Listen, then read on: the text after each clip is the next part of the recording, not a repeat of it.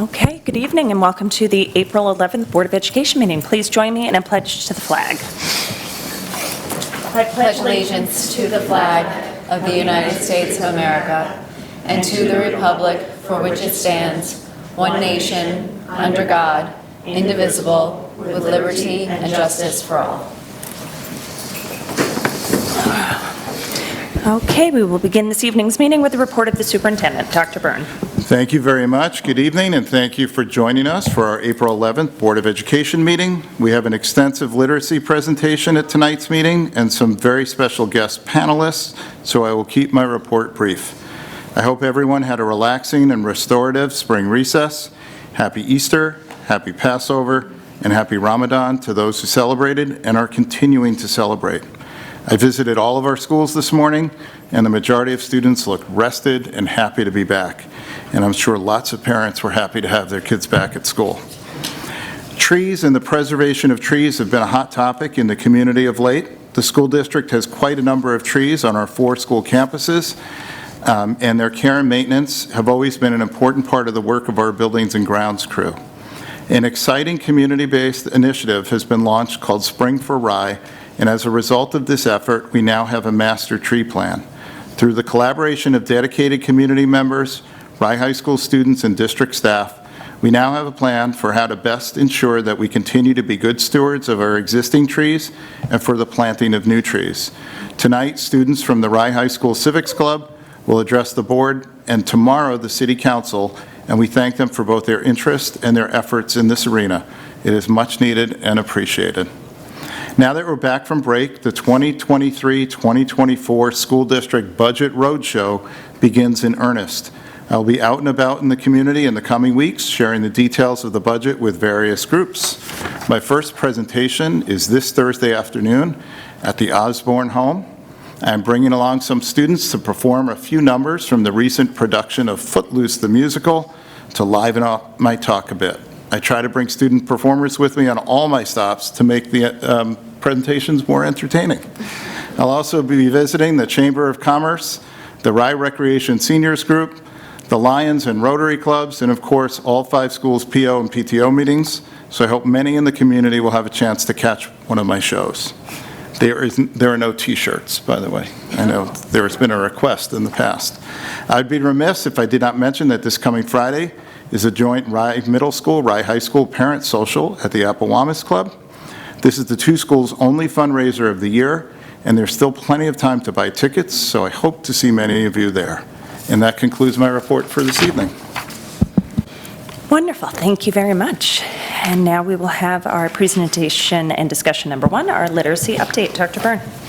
So I am not going to do most of the work in the presentation this evening, but I'm really excited for this presentation because it is really telling the story of an incredible effort on behalf of our teachers, our staff developers, and our administrators on improving our literacy practices. We've made tremendous strides in our assessment tools and implementation and what we do with that information. So tonight, you're going to get an update and hear all about that, and I'm very excited for the crew that we have with us this evening. So thank you, and take it away, Dr. Murray. Hi, thank you. Good evening. So tonight, Dr. Vreenenberg and I will be giving you an update on our literacy work thus far. The last time we updated you on our literacy work, we were joined by Dr. Devin Kearns from the University of Connecticut in the Haskins Lab. Tonight we have other special guests. We have Carrie Hughes, she's a kindergarten teacher, joining us. Jessica Labella, 3rd grade special education teacher. Christina Manito, assistant principal at Milton, and Linda Flanagan, elementary special education supervisor.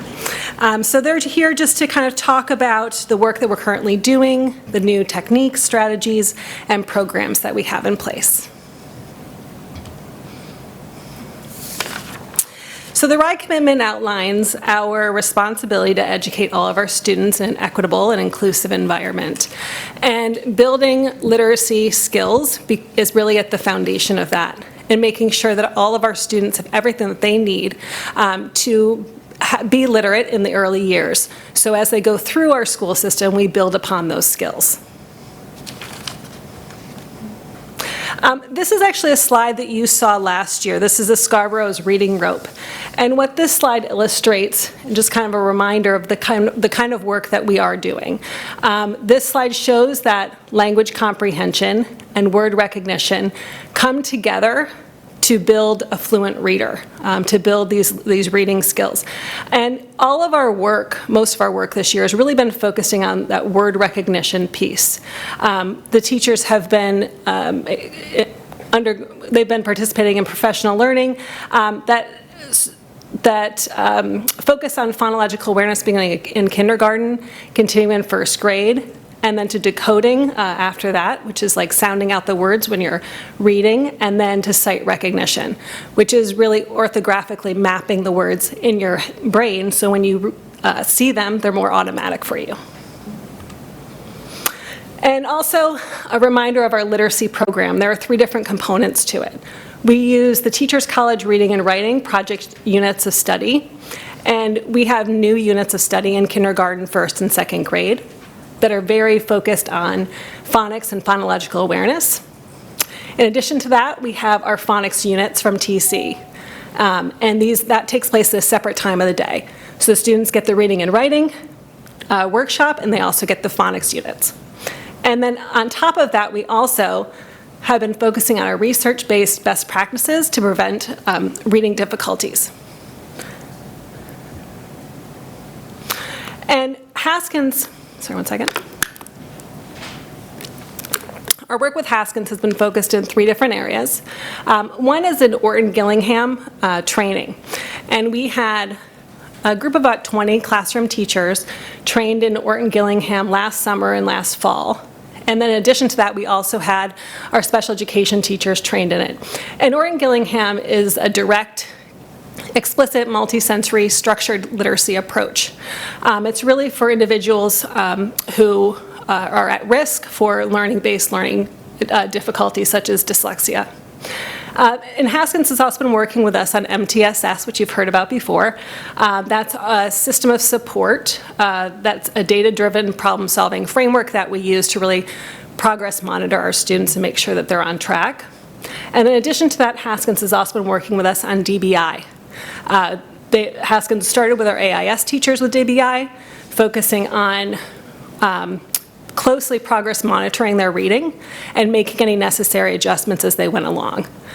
We expanded that to special education as well. So the last time we presented to you, we had 3 different next steps. And tonight we're going to update you on where we are with those steps.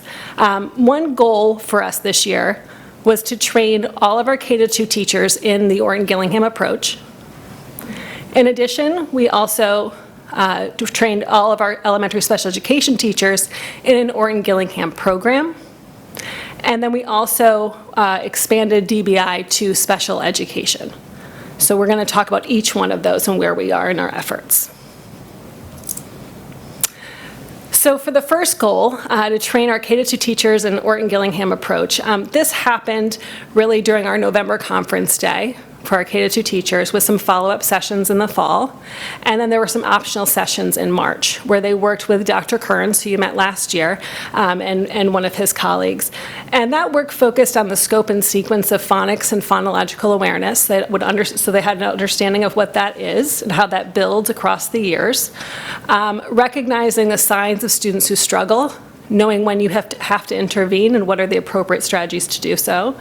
Effective routines for small groups and reinforcement. So that was really, I think the teachers found that really beneficial to actually see those routines being done with children, so they had a nice model for that. And then in addition to all of in addition to the Orton Gillingham approach, they also were trained on the new units of study in TC. Okay, so this is a video. This is Carrie Hughes with her kindergarten students.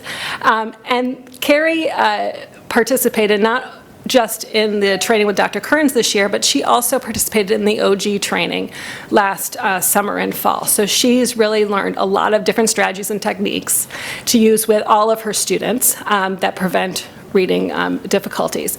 And so I'm going to play a couple portions of this video for you. The first one you'll see a routine for how Carrie teaches what we call sight words. And then I'm going to show you a part of how, Carrie teaches a regular routine for just decoding a word and hearing the sounds in the word. Use your poppets. This. Ooh. This. We just learned about our voice on, voice off. This. This.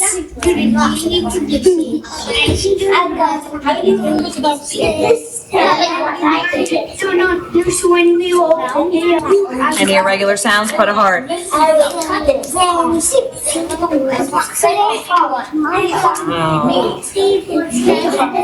some good thinking. First of all, do we have a digraph in this word? What's the digraph, Zach? TH. Is it a voice on or voice off TH sound? Let's hear it. Voice on. Good. What's the beginning sound, Josh?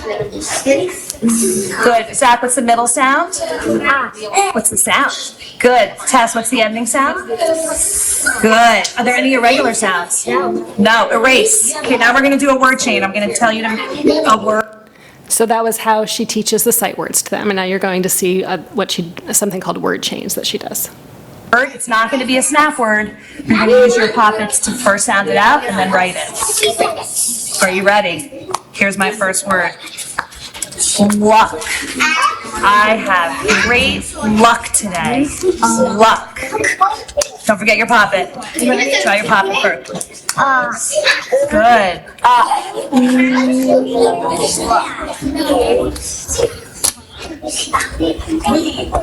Use your vowel shield if you need it to have vowel power.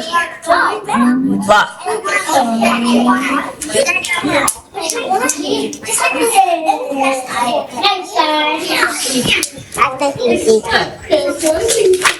Okay, Zach, tell me what letter that is. Good. Make sure it looks like a U, not an A. Fix it so it looks like a U. Oh, I see some changes. Good. Okay, can we tap out the sounds on our hand and hear all the sounds in luck? Let's do it together. Ready? O, How many sounds, Zach? 3. Good. Do we have a digraph in the word? What's the digraph, Tess?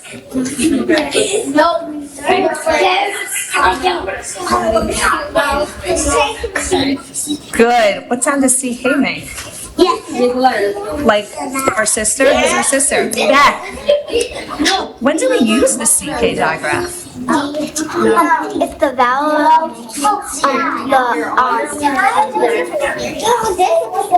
the short. So where does the CK digraph come? Before or after the short vowel sound? Beautiful. Okay, I want you to change luck to luck. Okay, so that was Carrie doing her regular kind of small group routine. Carrie, did you want to comment at all on the work that you're doing with the students? Yep, just press the button on there. Hi, everybody. So this was a small group that was done after a mini lesson that I did. It was a TC Phonics mini lesson where we had just been reviewing the snap words. We call them snap words, words that we have to learn in a snap. And also we had just gained our vowel power. That's why we have the vowel shield all highlighted, because all the kids now have the power to know all their vowel sounds to use in reading and writing. So what I did was, after the mini lesson, I took a small group and we worked on the snap words, which I have to say, after working with Devin and taking the OG training, it's really been an eye-opening experience, because I've been teaching for so many years and we go up and down with what we learn as teachers, but really the science of reading is important, because they really need to have that phonological and phonemic awareness in order to become readers. So if you do a lot of this now in the early grades in KM1, then hopefully, you are preventing the reading difficulties. So I've seen just incredible progress with the kids in terms of their phonological awareness and being able to manipulate sounds and phonemes, and that orthographic mapping has just been huge. And especially with the snap words, because we used to teach snap words where you just have to learn it and memorize it, but now they're really looking at the word as a whole word, and a word that can be decoded, not memorized, and that is huge and exciting to watch. Yeah, that's a big shift for sure. Yeah. So the routines that you saw, some of that, like I said, came from our work with Dr. Kearns. Some of it is incorporating the OG structure. And teachers obviously have some flexibility here in really creating the kind of routine for their kids that they think and know that they need based on data. Use your poppets. This. Sorry. There we go. Okay. So in addition, sorry, we're not going to learn this again. So in addition to training our K-2 teachers in the OG approach, we also trained our 3rd, 4th, and 5th grade teachers. We did that at the beginning of the school year during our November conference day with Dr. Kearns, and they learned the scope and sequence of phonics and phonological awareness. They focused most of their work on multisyllabic words, because that's really what you're going to be getting at in those grades. And also, they learned about recognizing signs of students who struggle as well.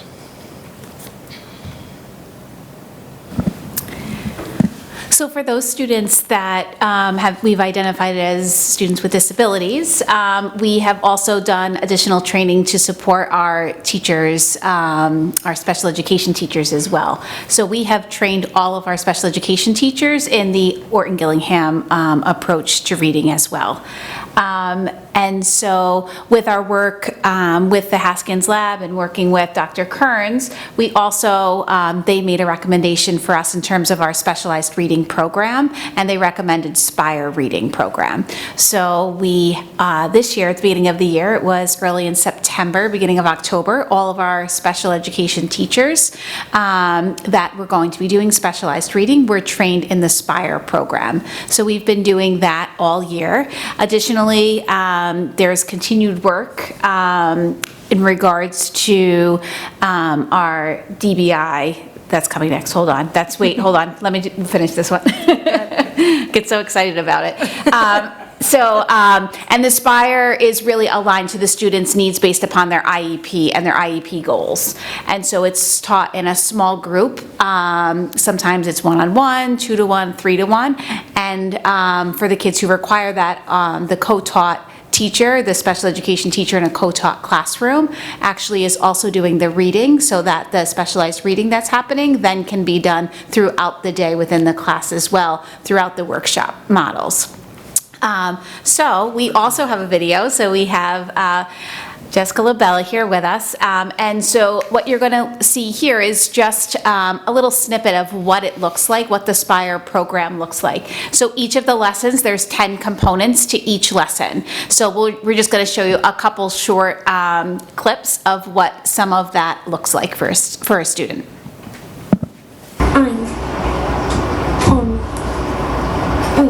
What is it? Oast. Good. A. Good. Good. E. Good. There.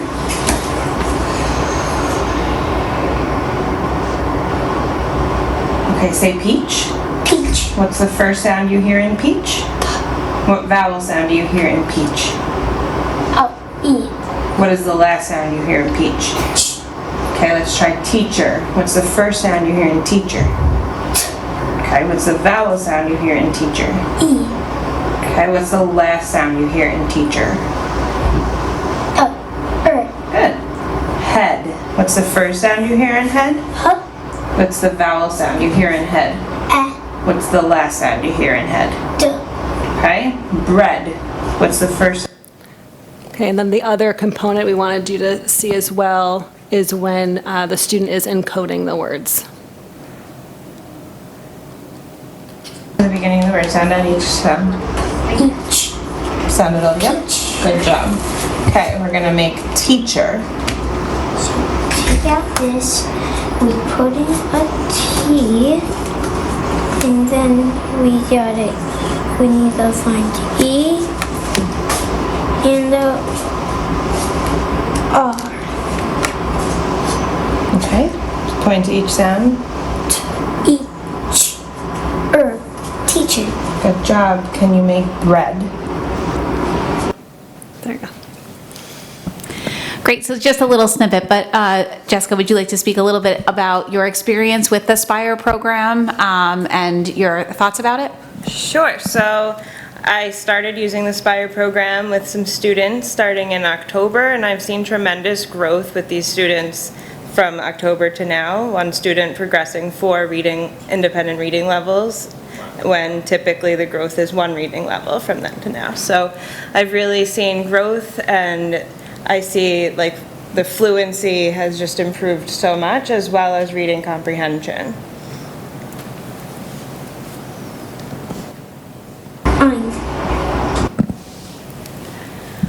So as part of our work with working with the special education students, so not only finding a program that we thought is appropriate, but also really looking very closely at the data and our progress monitoring. So our special education teachers also learned how to identify how they would progress monitor each of the students that they work with once a week, and then that we use the DIBELS for, and then we actually have trained them in the use of DBI, database individualization, with the use of the data through the DIBELS and then the Spire reading as well. So in consultation with Dr. Kearns, he's been here 3 times so far this year, and Linda Flanagan has really taken on an instrumental role in helping to meet on each of the students on a consistent basis throughout the year to talk about how their progress is, the progress that they're making with the reading instruction, and if they are not, what changes can we make so that we can make sure that we're really targeting the needs of each child. So Linda, do you want to speak a little bit about that? Hi, good evening, everybody.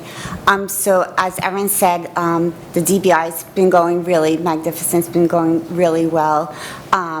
It's really been a great learning experience for our entire team. The special ed teachers and myself, we meet once on a 6-day cycle to really look and go over the data that we have. As Erin said, we are progress monitoring the students weekly. We use the DIBELS, which is one of our progress monitoring tools that we use.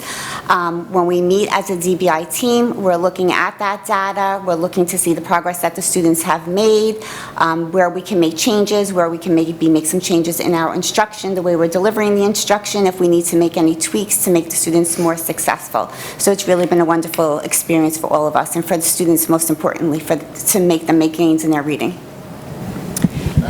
Can I interject Sure. with a question? So the shift to Spire it's a real consistent approach, and then the follow-up with the data.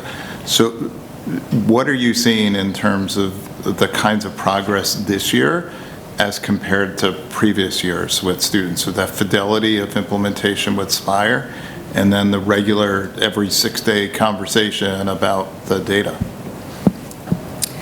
That's a great question, Eric. I think that the ability to meet, and Jess can probably speak to this as well, when we're able to meet once on a 6-day cycle, we're really able to look at that data, gather it, and see where we can quickly interject to make a change if a student is not progressing the way we want the student to progress. Or on the other side, if a student is progressing really nicely and making a lot of gains, we're able to use that data and move them much faster through the levels. And what's nice is that it's a team approach, which I think is really important to note, because that the whole, the whole team comes together to analyze it, make sure that they're interpreting it the way that it should be interpreted, and then they start to kind of brainstorm of what are some possible adjustments we could make, why would we make that. So it's just a wonderful process, I think, to see. And I also think the team approach for sure, but also the continuity that we're continually talking about these students. So the students that we've identified as our, that struggle the most with reading, and the amount of time and effort that we're really putting into really identifying where is their area of weakness, and is it a program, is it an adjustment, is it that they need more practice, what can we do to really support that child. In the past, we've had data and we've been able to look at that, but sometimes it wasn't reviewed, and 3, 4, 5 months in, and then you're like, oh wow, if I had looked a little bit closer at this, could have made a small adjustment or given additional practice, and then the child continues to move. So from my perspective, since I've been here, the progress that we've seen with the students since the implementation of Spire has really been phenomenal. Even just a couple weeks ago, listening to the DBI, we're talking about 4 reading levels for a student, in special education, it's really unheard of. So I think it's really helped us to target and identify how can we give the appropriate explicit instruction that the students are requiring.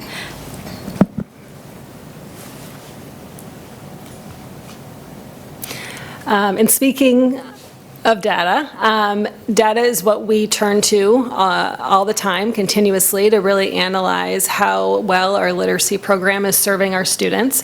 And we do this on multiple levels. We look at data across the district to look for trends and patterns, and then we also do it across schools, grade levels, and classrooms. And the principals and assistant principals really have a huge role in that.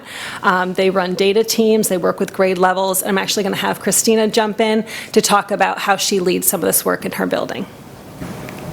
Hi, everyone. So at the building level, we meet with our grade level teams once a month during our grade level meetings. And during that time together, we have been focusing on looking at our data. So looking at really supporting the teachers and looking at the data that they have that they've collected from multiple sources, reviewing that data and supporting them in trying to find what they're noticing and what they're finding. We also invite our literacy and math coaches in to support the teachers in, okay, well, now we looked at the data, we found the students that might need more support or might need some enrichment, what can we do? And they kind of offer their support. They offer to come into the classroom to model small groups, to help them carry out the cycle. So it's been like you said before, a really team approach to looking at the data, and we've seen a lot of progress in being able to target all of those students in the classroom.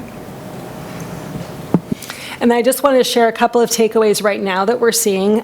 We introduced 2 new assessments in kindergarten, first and second grade at the beginning of last year.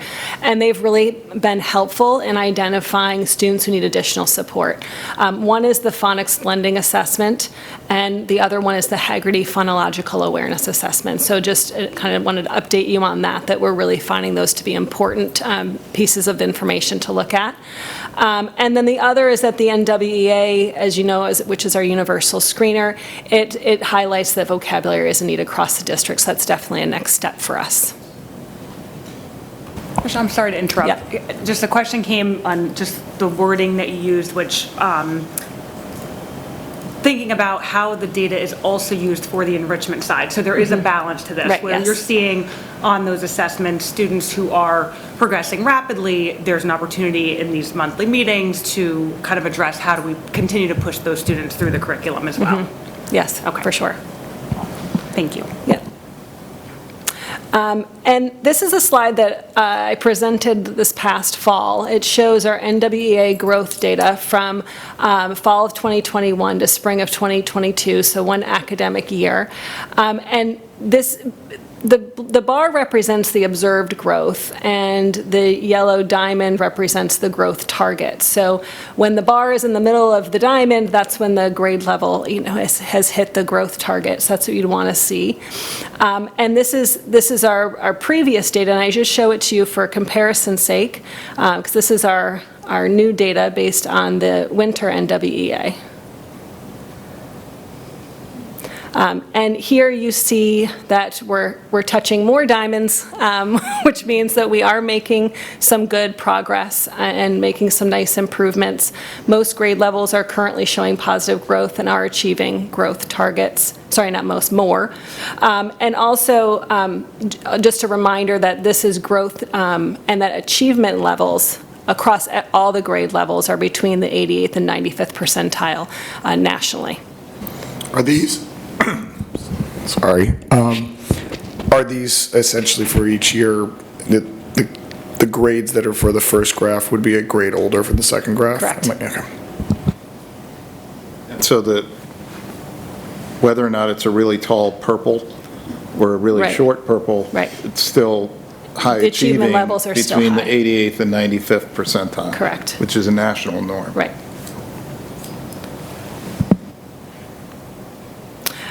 We do have our literacy committee that has been meeting this year, and they're broken into 2 different subgroups. We have our K-2 group and the 3 through 5 group.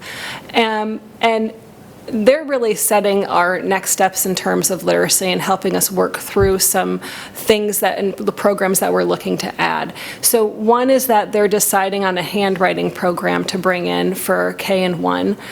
They're also looking at, not at new literacy assessments right now, because we do feel like we have the right assessments that are giving us the right data, but really about the timing of those assessments and making sure that our assessment calendar is in line with where it should be. And they're also looking at how we're implementing our phonological awareness program with Fidelity. So it's sort of 3 different areas of focus for K2. And then 3rd, 4th, and 5th grade is looking at our word study program. So the district brought in Words Their Way a few years ago. We looked at some data that would indicate that it's not showing as much growth as we would like across the grade levels. And so we're looking to pilot some programs this spring. There are more programs on the market now than there were then, I would say. Very science of reading focused programs. So those things are happening, and we'll have an update on those probably next year. And then Tricia, can you just remind us who's on the literacy committee? Is that community members, teachers, yes. administrators? Yes. So the typical, it's a broad range of voices and ideas. Teachers, administrators, literacy coaches, parents. Yes, so we're a large group. Okay, any other questions?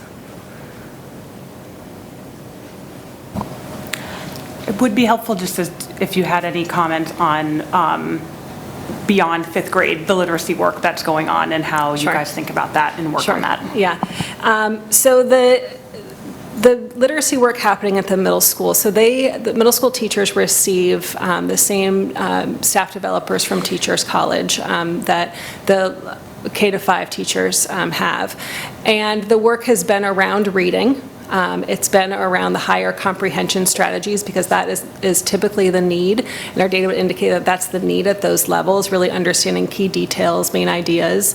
And our attention actually has turned to writing, because we saw that was a need in the middle school in terms of the research-based argumentative writing. And so we're looking at developing those just to kind of fill that gap for our middle school students. But we're also focusing on data in a similar fashion. Absolutely. We've got the NWEA data and the data team meetings and the MTSS process as well, correct? Correct, yes. So the middle school had the same MTSS training that the elementary schools did.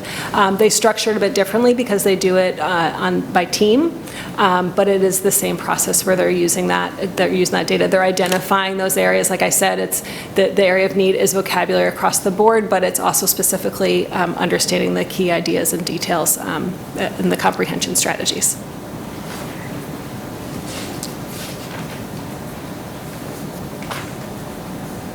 Anything else? Thank you. Thank you. Like all the other presentations, it's so good. We've been hearing about it for years, what's coming and what's like to see it actually happening, and all your hard work and the videos of the kids is just awesome. So it's great to get that concrete view of seeing all the good work, all the good planning come together. Thank you is an understatement. I think the shift to really targeted data-driven instruction with explicit instruction is really that educational sweet spot, right? And so Kelsey, you were asking a question about how do we meet all of the learners, and it is through that intentionality of looking at the data and finding out where kids are and being able to move. I always talk about, you grow in the margins when you've got kids who are as a district in the 88 to 95th percentile. Sometimes that's really hard to move a kid who's at the 95th percentile. And so having these really detailed, honest conversations between and among the faculty and staff, and then the staff development, the math and literacy coaches, to be able to really focus on all of the learners and all of their growth is just it's a Herculean effort. And Mrs. Hughes, you said that in all of your years of teaching, things come and go, and this is really different, and it seems like it's really different in an amazing, impactful way. And it's not easy for the teachers to do, and it's certainly not easy for administrators to then help work with their teachers in getting these kinds of changes in the classroom done. And it is going to make a significant change in the lives of all of our students. So thank you all for that focus on our children and their growth. I just want to add a couple of additional thoughts. I want to recognize the 3 elementary principals who are here with us in the front row. Thank you for coming. There are a number of things that happened a few years ago that you may have forgotten because it's been a while. But if you recall, we made a shift in the elementary schedule, and we added something called WIN. And these little small groups and pull-out sessions and things like that are generally happening during that WIN period. That's that what I need period. That was a huge shift a number of years ago. Another piece, we've heard the group talk tonight about data meetings and grade level meetings, and these are built into the schedule. So when we made that shift to the schedule, before that new schedule, Carrie and Jessica on their grade levels, they might never have a common prep period. So, for example, in Carrie's kindergarten class, she has a special, her prep, as we call it in teacher world, special as you call it in parent world. All of the kindergarten teachers have the same exact time every day. So one class is going to music, 2 classes are going to phys ed, 1 class is going to FLES, 1 class is, we're all in different places, and that whole team is available, and that's when those grade level conversations are happening with our principals and assistant principals who are sitting there fluent in this data language that we now speak regularly here in Rye. So those were pieces. So one, having principals and assistant principals and staff developers who can actually look at the data and know what it means and talk and plan and strategize with our teachers. That's a big plus that you don't see everywhere. You certainly don't see it in a lot of districts around us. 2, the structure to make those conversations happen in terms of the common planning for grade levels and the common prep time. And 3, the period when you can pull kids that need additional support and services and break kids into small groups so you can provide additional challenge and enrichment to kids in the classroom as well as additional support. That's also a big piece of the puzzle. So yes, it is having a great understanding of the science of reading. It's the incredible partnership with Haskins and the work on DBI, but it's also those other main pieces that, we slowly made those changes a few years ago, and we're getting paid off in the dividends now. It's great that you wrapped that back. Thank you for doing that, because I remember the conversation years ago. Again, great to hear it all come back. We've hit a high mark here. I heard the word data out of other people's mouths more than Jane for the first time ever. Very exciting. Yeah, it's really, really cool. Talk about a different level of conversation we're having. It's I just wanted to fantastic. say one more thing, too, from a teacher perspective, that I do feel very supported here and very lucky to have the opportunity to learn new things as I grow as a teacher.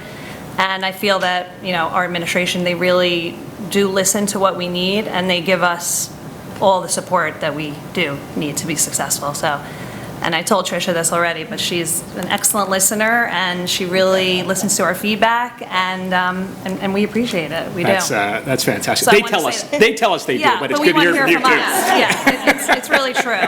That's fantastic. Thank you for saying that. I really appreciate Thank that. you. That gets me. Yeah, well, yeah. Well, and I think just to, one last final comment, I think, one of the things that I've heard a lot is the idea of having feedback loops and this iterative process that happens in these meetings with the team atmosphere where everyone gets to contribute, and then you see it happening when you are with a kid and actually providing that instruction, and you see that growth.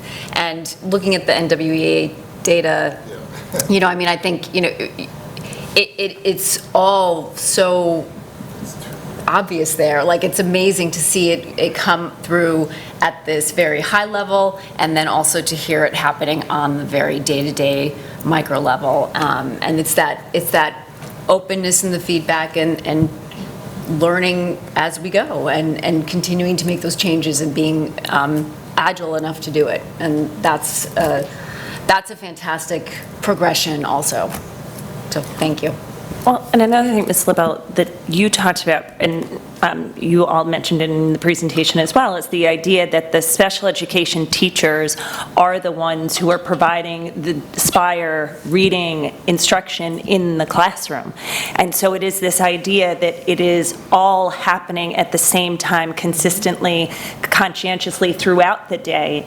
And, you know, you didn't use our favorite term, which is baby steps, but this is a culmination, you know, of finally getting there, because there are so many changes that have to be made to a schedule to be able to support the teachers in their new learning and their ability then to roll it out to the kids, and then the administration and their ability to help the teachers reflect and think about. It is a massive undertaking that really is intentional, and we are absolutely seeing the dividends of it, and I'm excited to see and watch it continue, because if I know anything about data, I know that it doesn't just stop, and I know we have a data warehouse that we're going to have that we will be able to keep with our students, and that information and learning about our kids will help and follow them, so that every teacher who works with them will have the benefit of all of this data. It's just amazing. I'm geeked out by it, so thank you. Anyone else? Sorry, took all the air. All right, well, thank you all so very much. Thank you to our administrators and our teachers, and this was an amazing presentation. Thank you. Yeah, fantastic.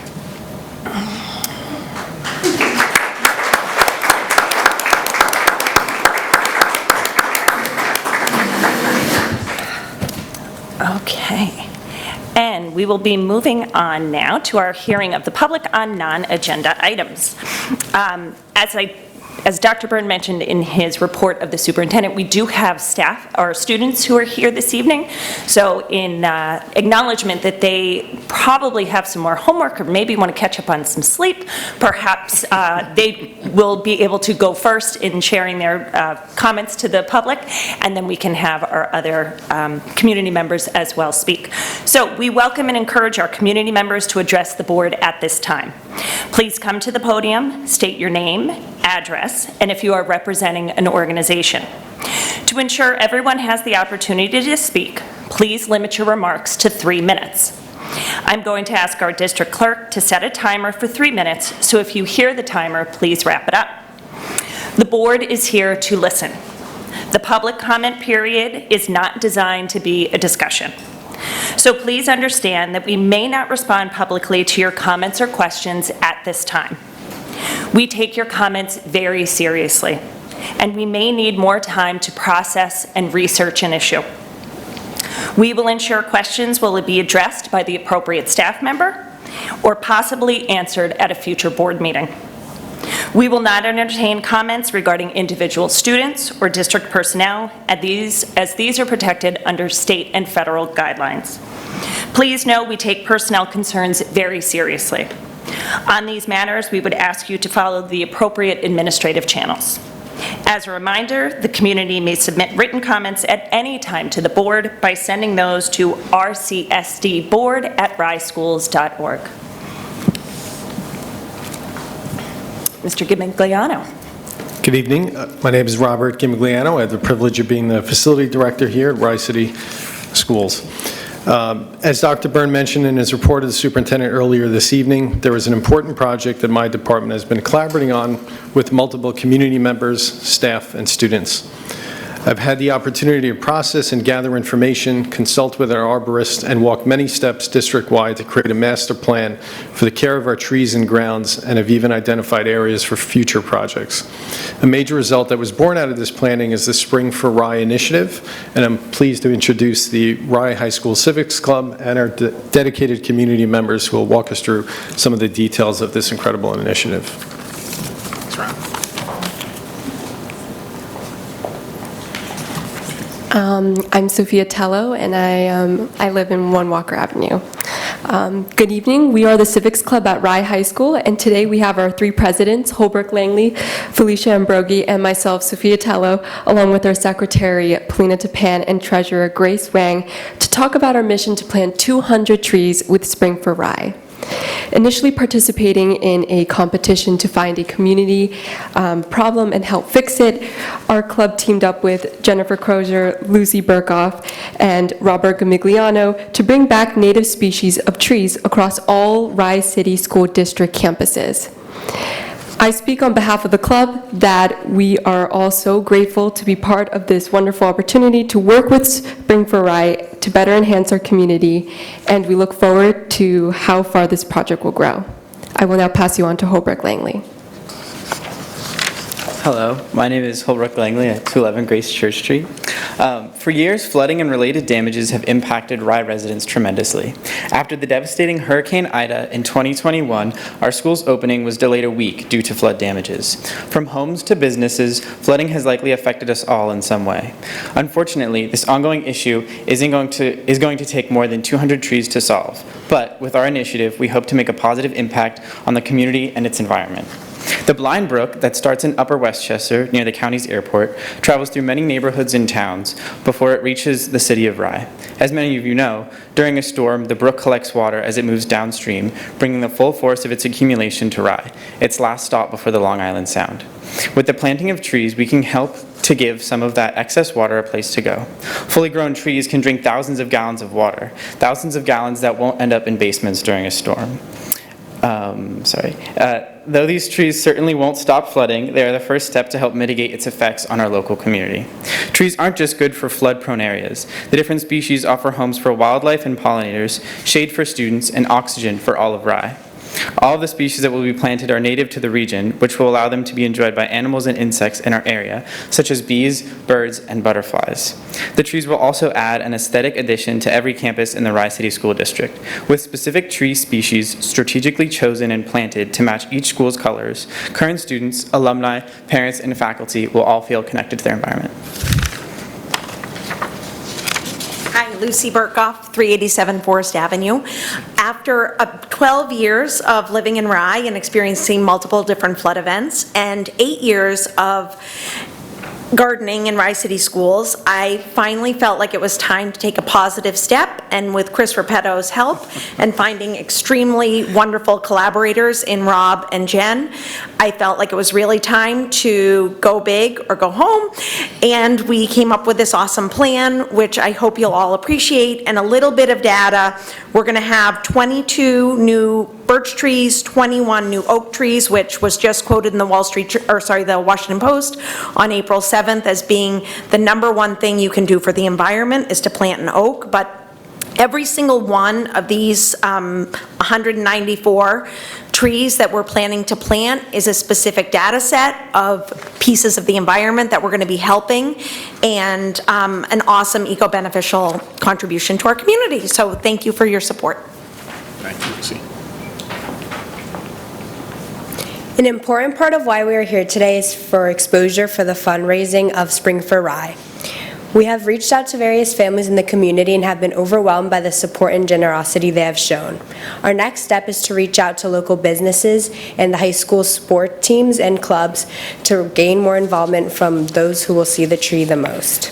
We cannot do this alone, so we are hoping you will help us reach our goal. Jen Crozier, 14 Pine Lane. So let's talk numbers. On the last page of the handout that we gave you, it shows you a breakdown of the fundraising. This is about a $200,000 project. Our hope is the first half of that will come from the parent organizations, and we're part of the way there and pretty optimistic that people are excited about it. The second half comes from individuals. Many thanks to each of you who have contributed already. We hope to have more. When we filled in this chart, I think we were at 43,000, and that was a couple days ago. We're now over 56,000. So moving in the right direction on this and looking forward to keeping it going.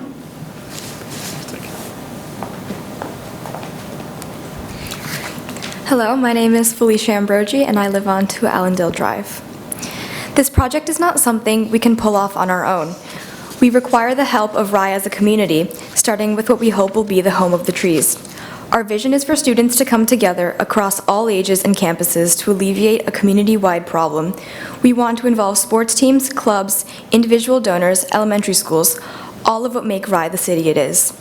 Along the brook, we hope to plant a line of red maples that will paint a beautiful backdrop of red, visible from the bleachers during Rye Garnet games. We would like to challenge Rye High School sports teams to fund a tree per team and to dedicate that tree to an entity of their choosing.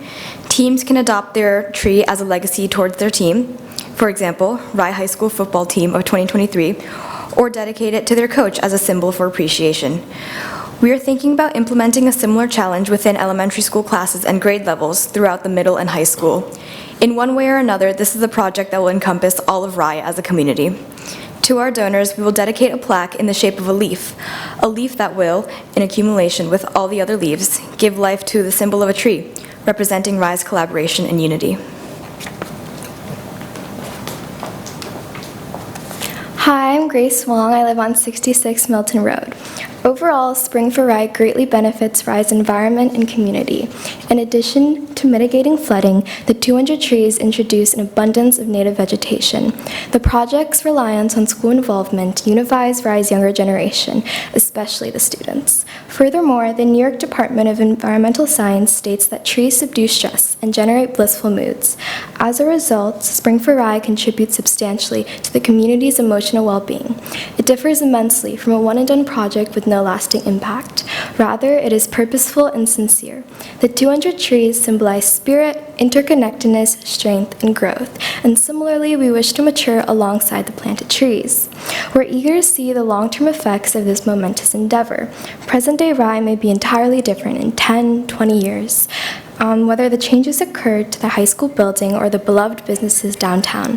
However, Spring for Rye will remain unchanged, the experience undoubtedly ingrained in our memories. Thank you so much for your time.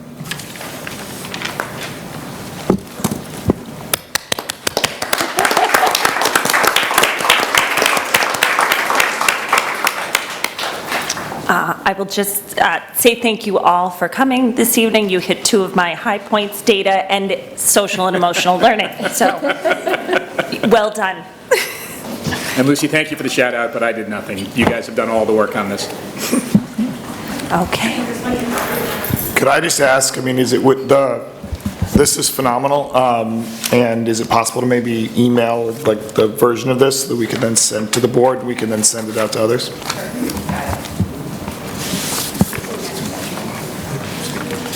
Oh, yes, and good luck tomorrow evening at your presentation to the City Council. Oh, yeah. Thank you for all of your work.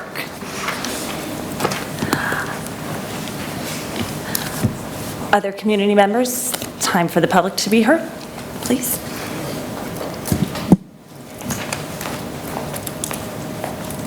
Hi, I'm Sasha Northklaus. I live at 50 Lindbergh Avenue, and just as a side note, I've never attended one of these meetings, but it's pretty amazing to listen to everybody, and you clearly really care about the kids, and the questions that have been asked and the presentations that have been made it's really nice to get a view into this, so thank you all. Come back. Yeah, We're here a lot. every other Tuesday. We'll be back. Sometimes back to back. My husband Brian and I have two girls at Milton, and we were hoping to bring up this subject tonight of school safety as it pertains to school shootings, hopefully something we never experience here in Rye, but something I know is probably we're all thinking about at the moment. Our offer is to help improve safety at the schools. So much has been done already, and we really thank you for that. I think you see the video online, and I've met with Dr. Byrne, I've spoken with Mrs. Piekarski. We've really just touched the surface on what has been done, and I'm here to learn more, and I'm so grateful for what has already been done.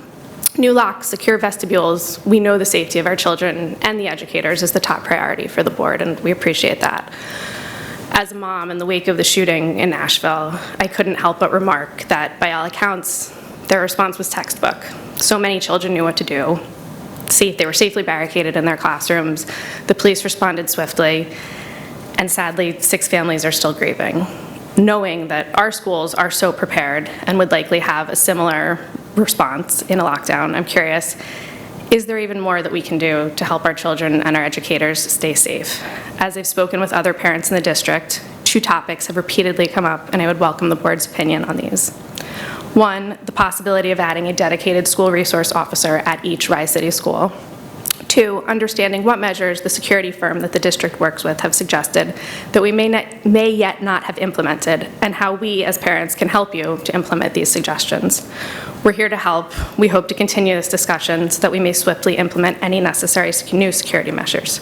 We really appreciate your time this evening and going forward. Thank you.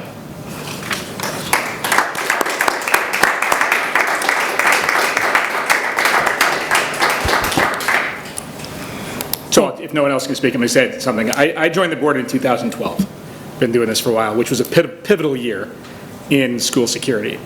And we've had consultants in here since that time. They're here all the time. It is something that never, ever leaves our minds. And you've referenced some of the changes you've seen made. The bond project we came out with had lots of references. I understand this group has been in conversation with our security and the administration on this. I recommend if you have questions and want to continue that conversation, continue down that path. They will be the source of the answers and the feedback you're looking for. That's the group we look to for our guidance on this. So keep doing what you're doing and talking to them. And thank you for coming out and sharing. It's always on our mind. And I would just say it goes without saying, all of our children are in these buildings with your children. So the safety of your kids is as paramount as the safety of my kids, is the safety of our staff who are in our buildings, because as a Board of Education, as a district administration, it is for adults and for kids. And so there isn't a day, a moment that isn't had where we're not thinking about security. We are very fortunate to have a full-time security consultant who works for the district, who works for a firm that was just on News 12 today. It was being hired by Yonkers Schools. We, as a district, are committed to safety and security, and so please, as Chris said, continue conversations. Yeah, the very first thing I learned when I joined the board is that education is secondary. Primarily, we're a health and safety organization. We have over 3,000 kids we need to get in and out and keep safe every day. And that's the primary concern. Education can only happen after that.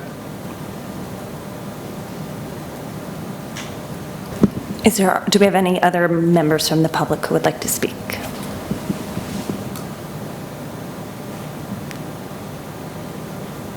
Okay, seeing none, we will move on to our consent agenda.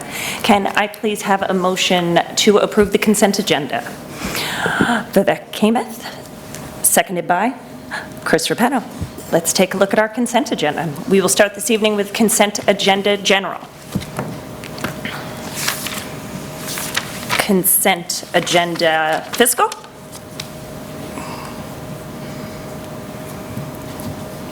Consent agenda professional appointments. Yes, Ms. Johnson. I apologize. I'm having a funny internet connection. Just making sure the board minutes were attached correctly, because it's not flowing through on mine, and just want to confirm for everybody else that that is attached correctly. I think we're aware of it. It needs to be adjusted. Is that correct? Yes. Okay, so, okay, well, Ms. Boyle's computer is of the more current and updated version, because it's coming through clearly on hers. So for the rest of us who have older operating systems, I think we'll have to wait. Okay. But So yes, thank you, Ms. Johnson. It was uploaded at the end of the day. Yes, we're all Thank you. set. Fantastic. Jane, sorry. No, did you don't be ask sorry. What category are we in right We're now? on professional appointments. Sorry, can I go back? I'm Yes, sorry, you may. I'm slow to, fiscal. Yep. Just a question about the athletics. There was a transfer, I think, to fund a few initiatives. Can I just ask about that quickly? Sorry, I'm just trying to find this here. 9.02? Yes. 9.02, yes. Is it just moving money from one column to the other because we had some Correct. additional athletic needs this spring? Correct. So it's just reallocating funds within the athletics budget to the areas in which some additional funding is required. Okay, perfect. And then swimming, diving, did we already approve a swimming contract, or is this? Yes. Okay, and is this for next, sorry, the one we approved already, was that from last year, or I thought we? Current year. Okay, and so this is for next year. Is this Yeah, this is for next school year, for the next? merger. Okay, and is it size of school, Blind Brook, Rhinex, the way that money's allocated for swimming? It's because we don't have a pool, I understand. So we Correct. merged with 2 other schools. Correct. And they pay, I think it's like $37.50. We pay the remainder. Is that size of school based that we're paying a large? Is it based on the size of the school? Yes, or why do we pay more than these other I'd have to find out. I don't know the answer to that question. Is that just, is that what we paid in the past? It's historically been that way, but but it's a great question to definitely look into and say, well, why is that? Great, thank you. Okay, professional appointment, well, no? Go ahead, Ms. Boyle. Oh, no, I was just... You've got your... Never mind. Quick processor. Nope. You sure? I'm just thinking through, I was going to offer, but never mind. You know. We'll get an answer. I will find out. Okay, we're going to try this a third time because that's a idea. charm. No idea what happened. Professional appointments. Y'all are really challenging my ability to stay focused tonight. Okay, deep breaths. Classified appointments. Special education.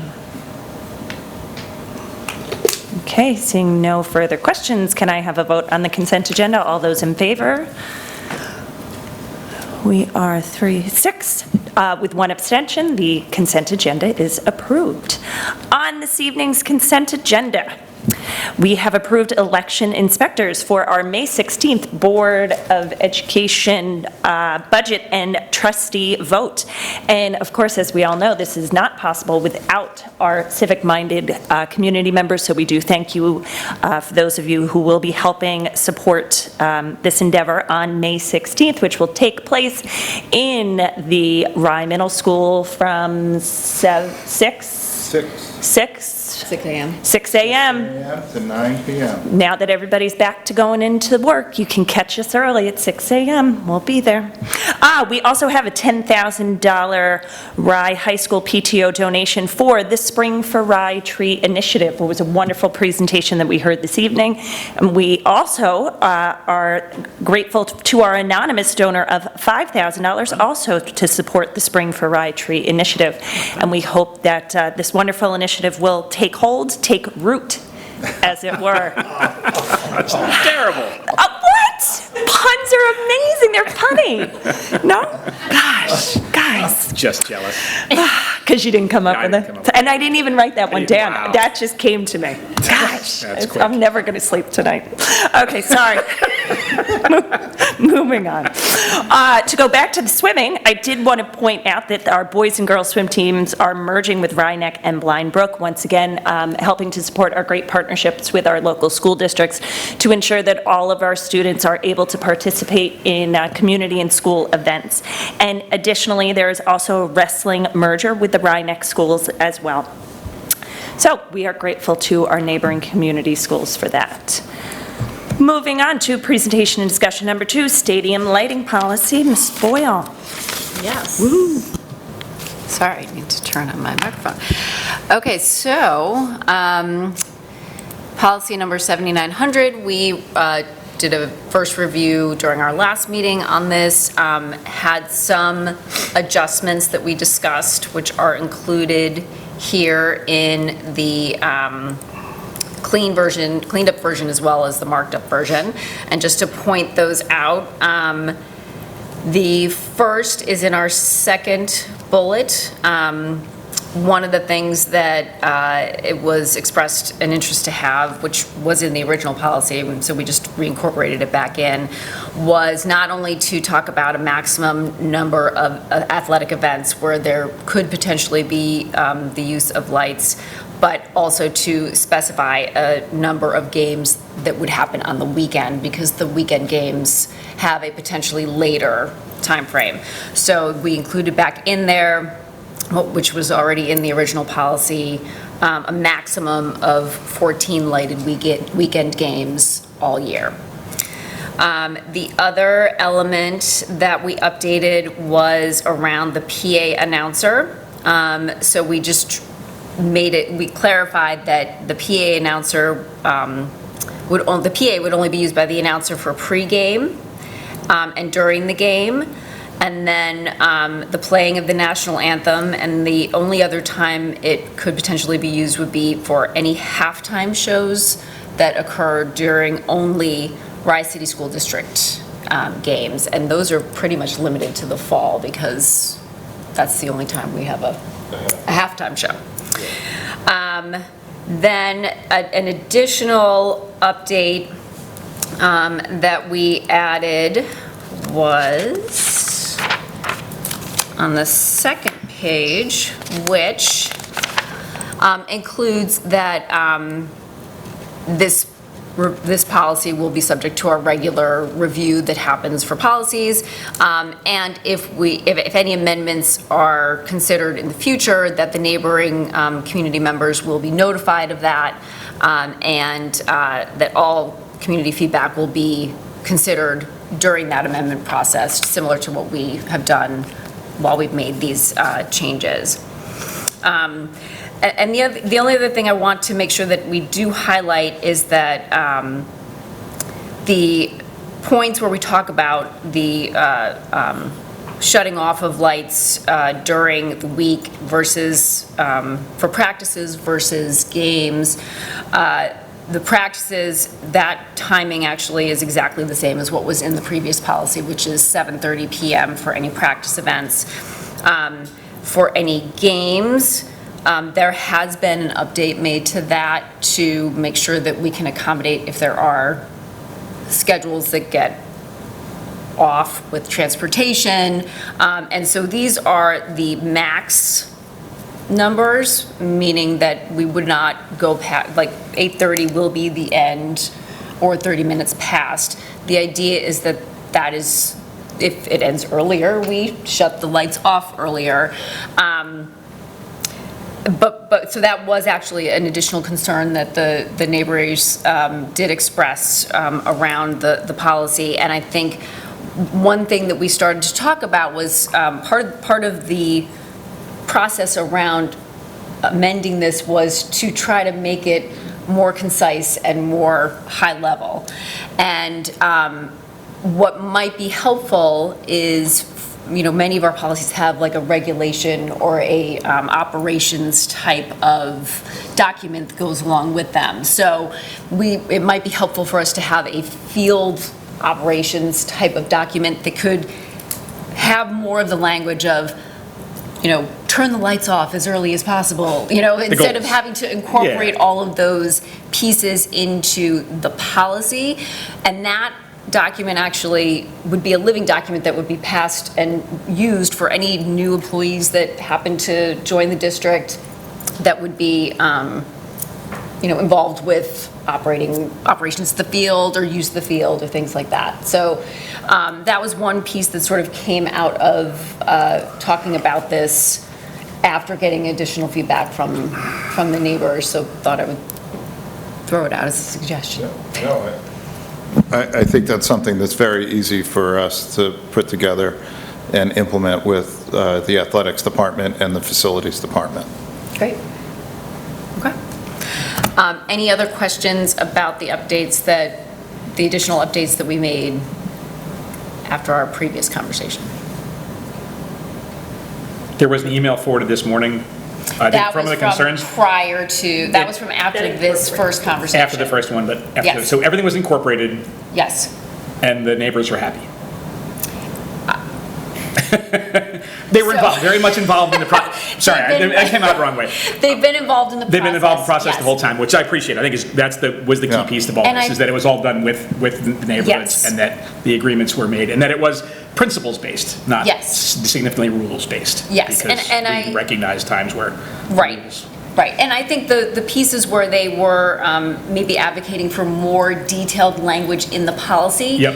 that's where having this operations document could help to supplement and making sure that that gets passed along from, anyone who's using the field now. Again, like I said, if we have new people that come onto our Makes good staff, sense. so that they're aware of all of these, the background and the concerns and sort of that nuance of, instead of writing out 8 o'clock, but if it has to be 8:30, that doesn't, that's sort of a better document for those types of things. And I'd say one of the things that's important to share, I know we've talked a lot about energy efficiency and improving our lighting and improving the efficiency of lighting.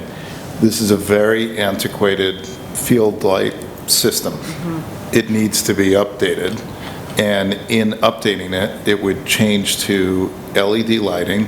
And the way that field lights are designed now, there's a lot more simpler control in turning them on and off.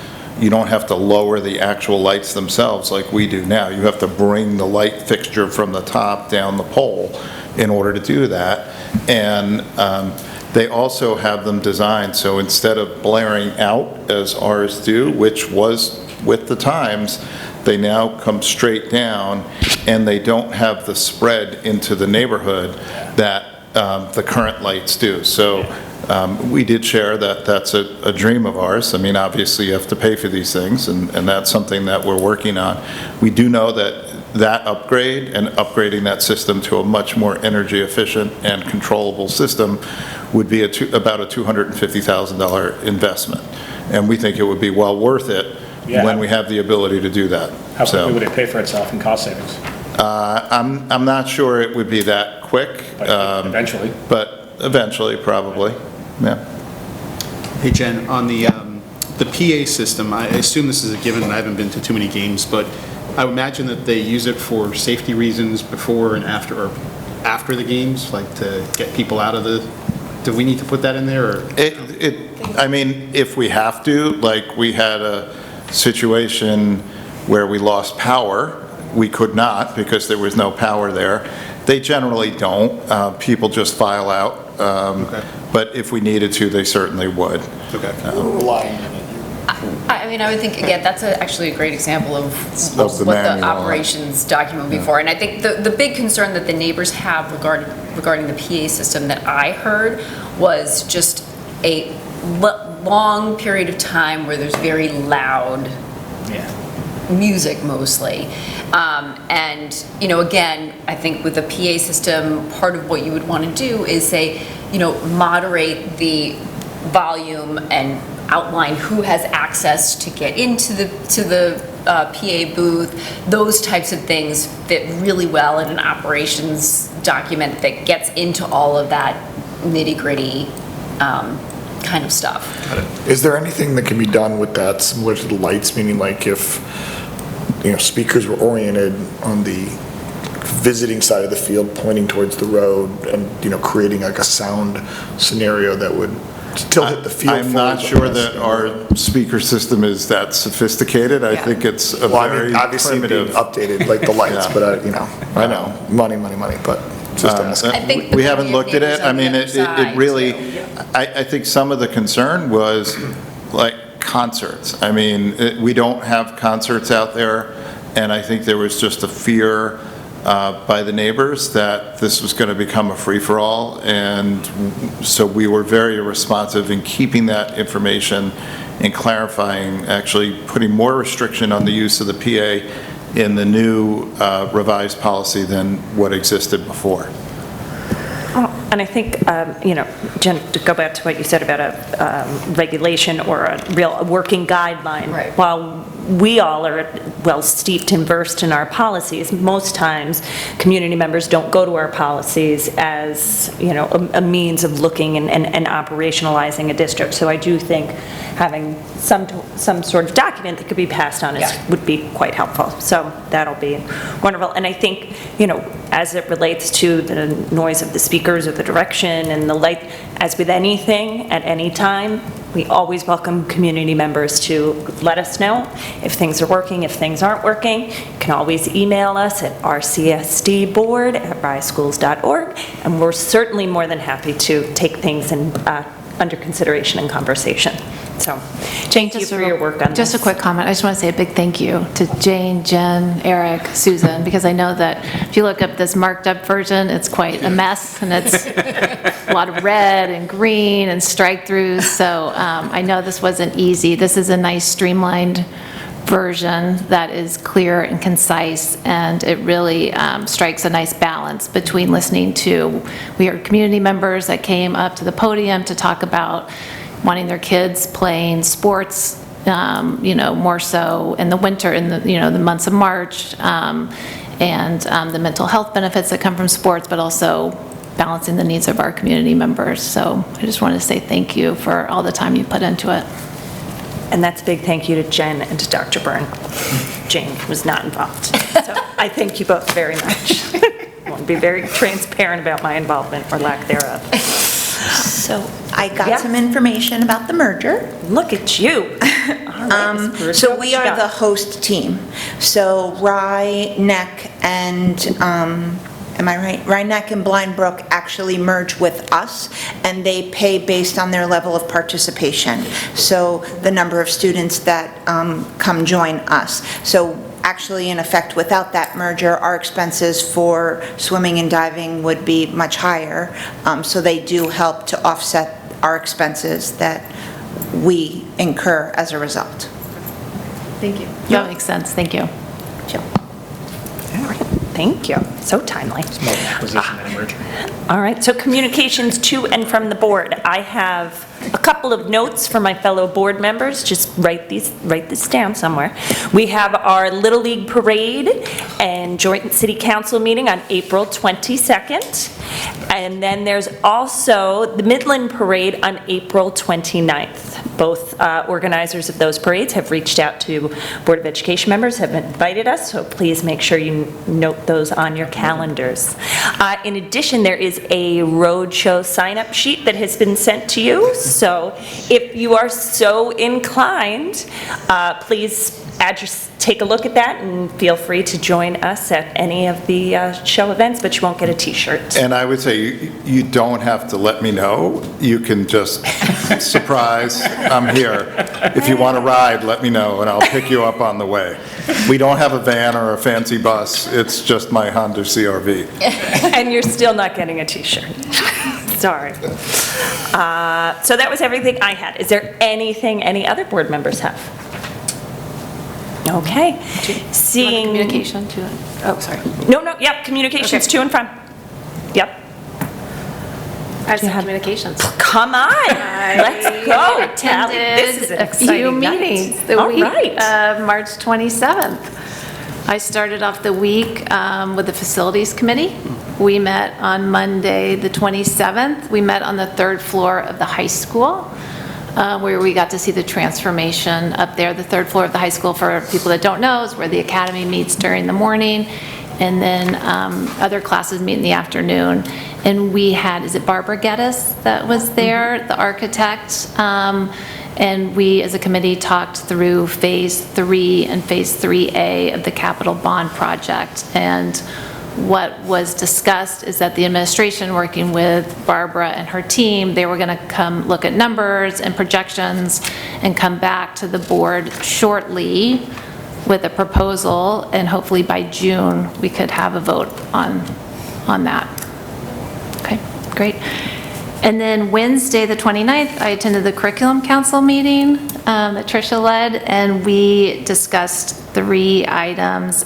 First of all, there's a presentation about American Sign Language, about adding year 6 and 7. Right now, currently, ASL goes through year 5, so this would allow students that started in grade 6 to take 7 years all the way through grade 12 for ASL. So that was a really interesting discussion, very nice presentation. And then 2 other things we talked about: curriculum maps. They were going to be they hadn't been done yet for Global 9 and 10, I believe, in economics. So write curriculum into the Rubicon, and that would go on the website. So right now there are curriculum maps on the website, but we don't have them for those courses right now. And then we talked about middle school writing units, creating new units of study in 6th, 7th, and 8th grade that are research-based and argumentative writing. So it was a very robust discussion that we had. Thank you. Great, thank you. Anyone else? Any other meetings? Okay, fabulous. So we will meet right here next week on April 18th, where we will have a very exciting Critical Thinking and Student Expo. Yes, and the expo will be prior, so it's 7 p.m. Okay. We'll have executive session at 6:30 to 7, and then 7 to 7:30, there is the student work exposition, which will be in the back of the cafeteria, and then the presentation when we join the meeting. Okay, great. Well, we very much look forward to that. We thank everybody for joining us this evening. Can I have a vote to adjourn the meeting? Chris Strappetto, seconded by Tom Stein. All those in favor? 7-0. Thank you very much. We'll see you next week.